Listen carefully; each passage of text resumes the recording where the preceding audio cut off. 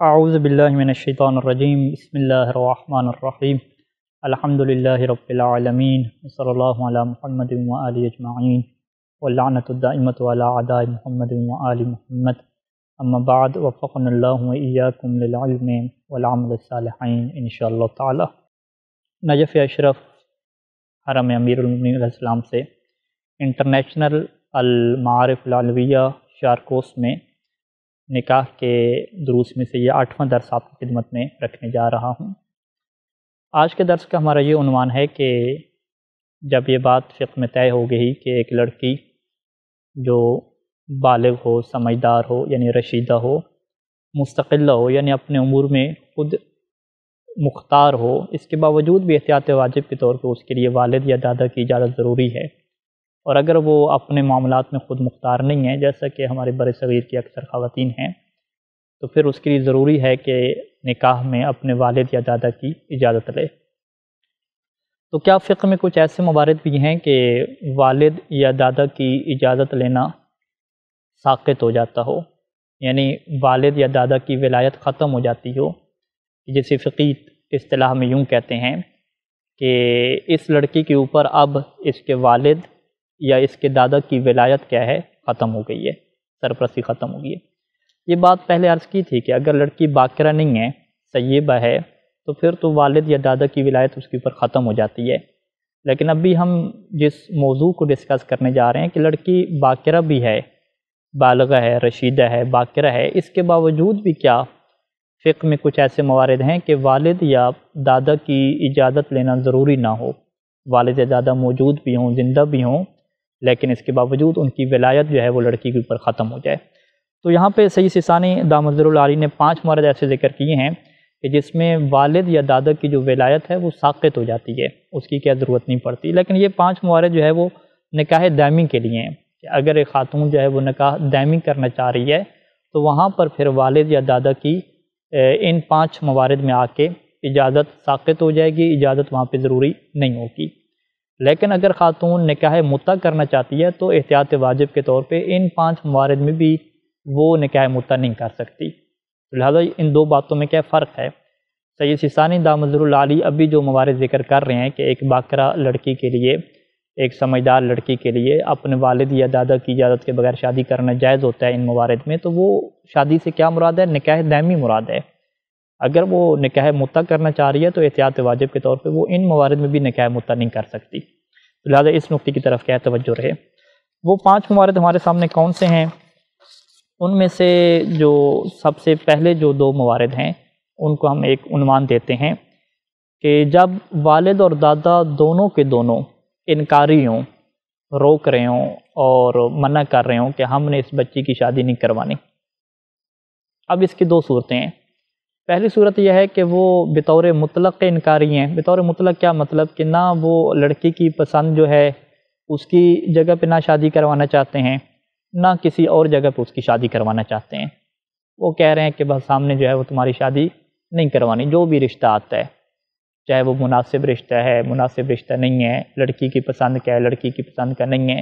انہوں نے کہہ دیا کہ بھئی تمہاری شادی نہیں کروانی۔ یہ وہ مورد ہے کہ جس مورد میں پھر والد یا دادا کی اجازت لینا ضروری نہیں ہوتا اور لڑکی والد یا دادا کی اجازت کے بغیر شادی کر سکتی ہے۔ اچھا، اس کا ایک دوسرا مورد بھی ہے کہ والد یا دادا جو ہے وہ ابھی اس رشتے کے لیے انکار کر رہے ہیں جو رشتہ ابھی موجود ہے، لیکن حالات یہ ہیں کہ اس لڑکی کے اور رشتے نہیں آ رہے،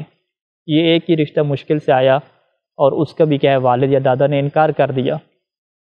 اور اگر اس رشتے کا والد یا دادا نے انکار کر دیا تو تمام لوگ کہہ رہے ہیں کہ بھئی تم کیا کر رہے ہو، تم نے اپنی بچی کی کیا شادی نہیں کرنی، تم اپنی بچی کے حق میں کوتاہی کر رہے ہو، ابھی اتنا اچھا رشتہ آیا، اس سے اگر انکار کر دیا تو اور کہاں رشتے ملیں گے؟ لڑکی کی ایج اتنی ہو گئی ہے، اس کی عمر گزرتی جا رہی ہے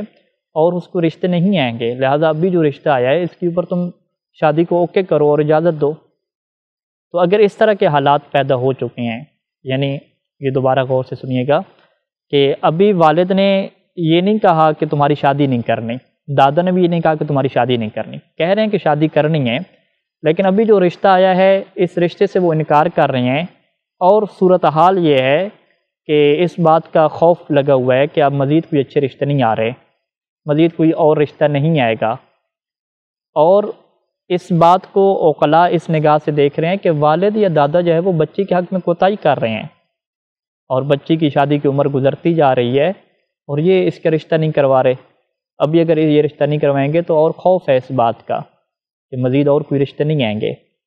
تو ایسی صورتحال میں بھی والد یا دادا کی اجازت ساقط ہو جاتی ہے اور لڑکی والد یا دادا کی اجازت کے بغیر شادی کا اقدام کر سکتی ہے۔ لیکن اس میں چیز ضروری ہوتی ہے کہ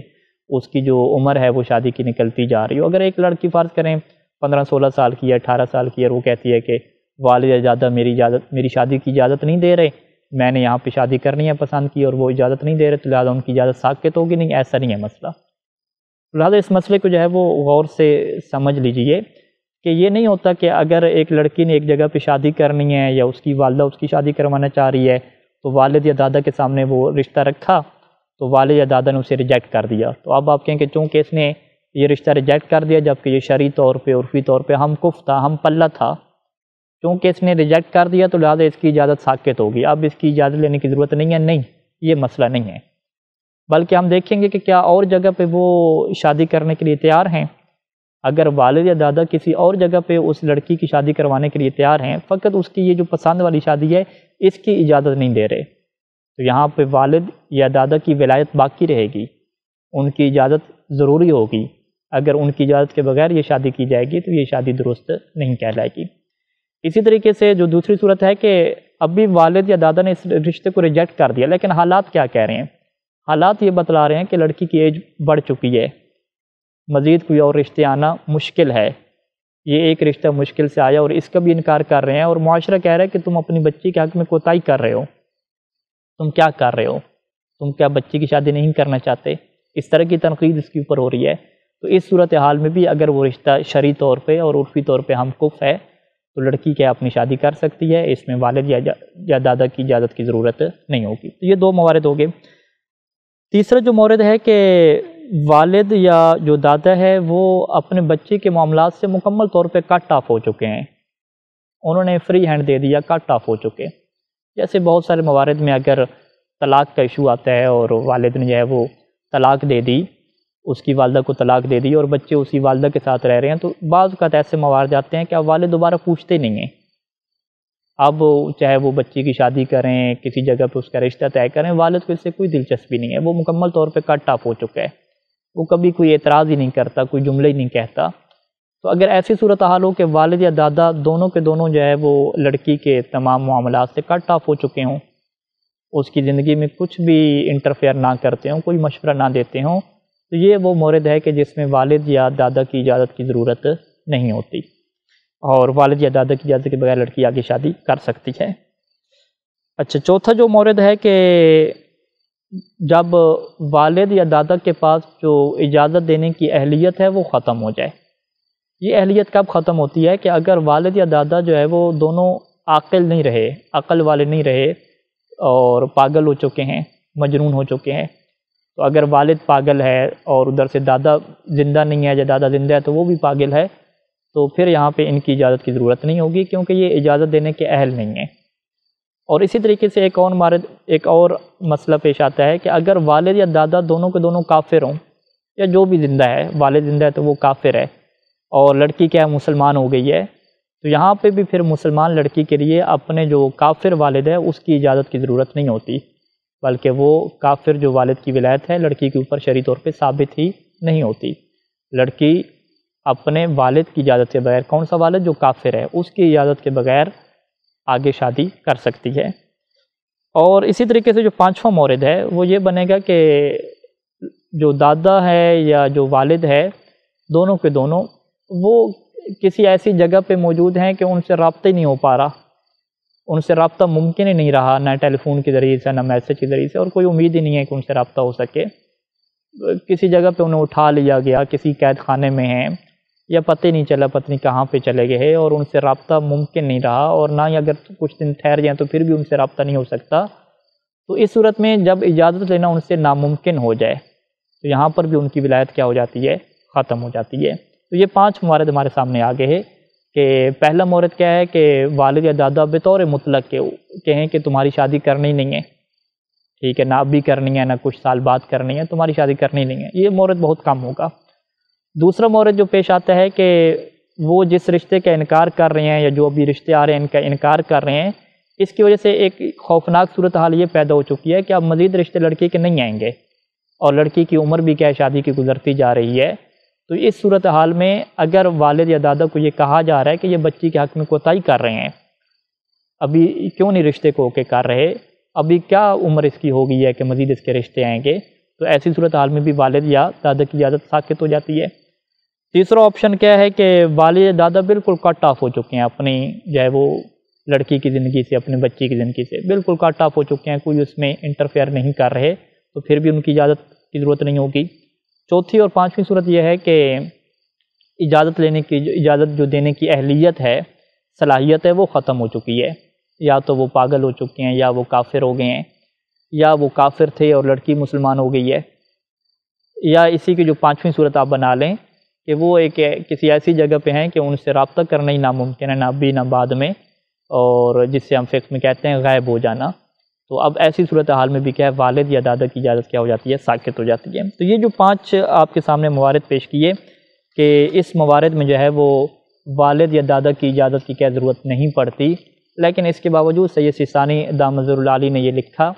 کہ بہتر یہ ہے ایک لڑکی کے لیے کہ بھلے فقہ یہ کہتی ہے کہ اجازت کی ضرورت نہیں ہے، لیکن وہ جب اپنی شادی کے اقدام کرنے جا رہی ہے تو اس کے لیے بہتر اور مناسب یہ ہے کہ والد سے جو ہے وہ اجازت لے لے۔ والد اگرچہ اس کی زندگی سے کٹ آف ہو چکا ہے، دادا اس کی زندگی سے کٹ آف ہو چکا ہے، لیکن بہتر یہ ہے کہ ان کے مشورے سے شادی کرے، اور اسی طریقے سے اپنے بھائیوں کے مشورے سے، خصوصاً بڑے بھائی کے مشورے سے شادی کرے۔ تو یہ ایک بہتر چیز ہے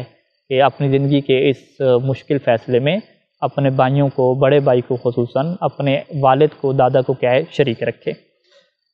تو یہاں پہ جو ہے وہ ہماری گفتگو جو ہے وہ یہاں تک ختم ہوتی ہے، اور ایک آخری نقطہ ہم آپ کی خدمت میں ذکر کرتے چلیں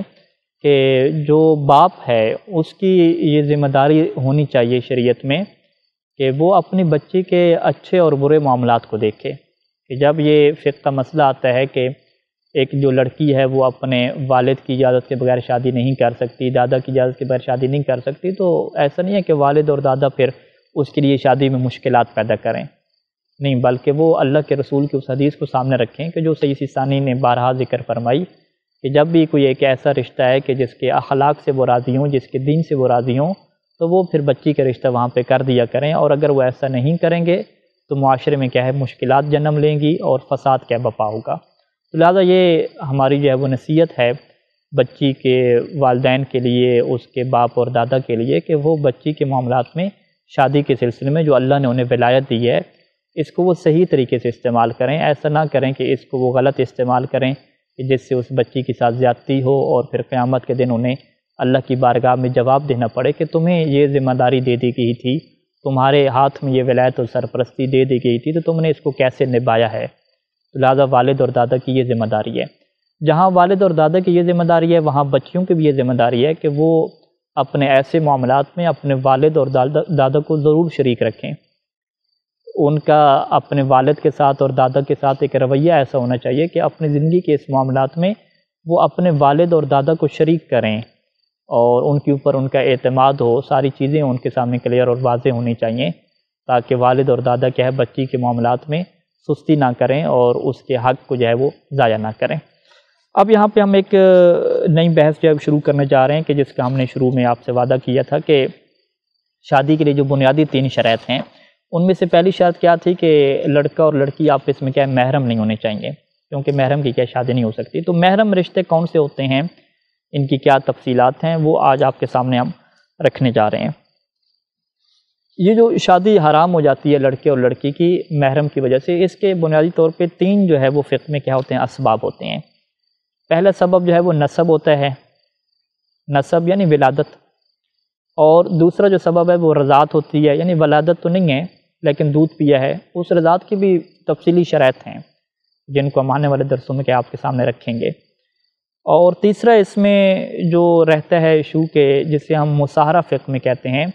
کہ لڑکا اور لڑکی جب شادی کرتے ہیں تو اس شادی کے بعد کچھ نئے رشتے بنتے ہیں، جیسے ساس کا رشتہ بنتا ہے، بہو کا رشتہ بنتا ہے،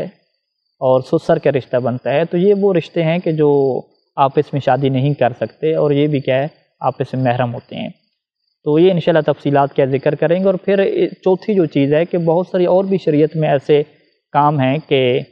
اگر اس طرح کے کام کوئی کر لیتا ہے تو شریعت ان کی شادی کو کیا حرام قرار دیتی ہے اور ان کی آپس میں شادی نہیں ہو سکتی۔ تو لہٰذا یہ 3 چیزیں ہم آپ کے سامنے رکھ رہے ہیں فی الحال، کہ نسب کی وجہ سے محرمیت آتی ہے، دوسری جو ہے وہ رضاعت کی وجہ سے محرمیت آتی ہے، اور تیسری کیا مصاہرہ کی وجہ سے، یعنی جیسے ہم دامادی اور سسر کے رشتے کہتے ہیں، ان کی وجہ سے کیا محرمیت آتی ہے۔ اور چوتھے مرحلے پہ کچھ ایسے موارد، بہت سارے موارد ہیں، ان کو ہم ذکر کریں گے کہ جس میں کوئی نسب کا ایشو نہیں ہوتا، رضاعت کا ایشو نہیں ہوتا، کوئی دامادی وغیرہ کا، سسر ساس کا کوئی ایشو نہیں ہوتا، کچھ اور ایسے مسائل جو ہے وہ جنم لیتے ہیں کہ جن کی وجہ سے اس لڑکے اور لڑکی کی شادی کیا ہمیشہ کے لیے حرام ہو جاتی ہے۔ سب سے پہلے ہم آ جاتے ہیں نسب کے اوپر کہ نسب کی وجہ سے کون سے ایسے رشتے ہیں کہ جو حرام ہو جاتے ہیں۔ تو یہ ہمارے سامنے جو ہے وہ 7 رشتے ہیں، اور ان 7 رشتوں کی کیا تفصیلات ہیں اور ان کا کیا مطلب ہے، یہ ایک تفصیلی گفتگو ہے۔ تو انشاءاللہ اس کو ہم چاہتے ہیں کہ ایک الگ درس میں کہ آپ کے سامنے تفصیل سے پیش کریں۔ فی الحال جو ہم نے آپ کے سامنے درس رکھا اس کی جو ہے وہ سوالات کیا ہم آپ کے سامنے کیا رکھ دیتے ہیں۔ سب سے جو پہلا سوال ہے کہ کون سے ایسے موارد ہیں کہ جس میں ولی کی اجازت کیا ساقط ہو جاتی ہے، کہ آپ جو ہے وہ ولی کو اجازت یعنی ولی سے آپ اجازت لینے کی ضرورت نہیں پڑتی، لڑکی جو ہے وہ اپنے باپ یا دادا کی اجازت کے بغیر کیا شادی کر سکتی ہے۔ تو ان موارد کو کیا مختصر طور پہ آپ بیان کریں۔ دوسرا یہ ہے کہ کیا پسند کی شادی کی اجازت نہ ملنے پر ولی کی اجازت ساقط ہو جاتی ہے۔ لڑکی نے اپنا پرپوزل جو پسند کا تھا وہ والد یا دادا کو پیش کیا، والد یا دادا نے اس کی اجازت نہیں دی، تو کیا اس میں پھر اس کی اجازت ختم ہو جائے گی، ضرورت نہیں رہے گی اس کی اجازت لینے کی والد یا دادا کی۔ تیسرا سوال یہ ہے کہ یہ جو کہا جاتا ہے کہ والد اگر شرعی یا عرفی کفر سے منع کر دیں تو پھر اس کی اجازت جو ہے وہ ساقط ہو جاتی ہے، اس کی ولایت ختم ہو جاتی ہے، اس کا کیا مطلب ہے، اس کی وضاحت کریں کہ لڑکی کے پرپوزل جو اس کا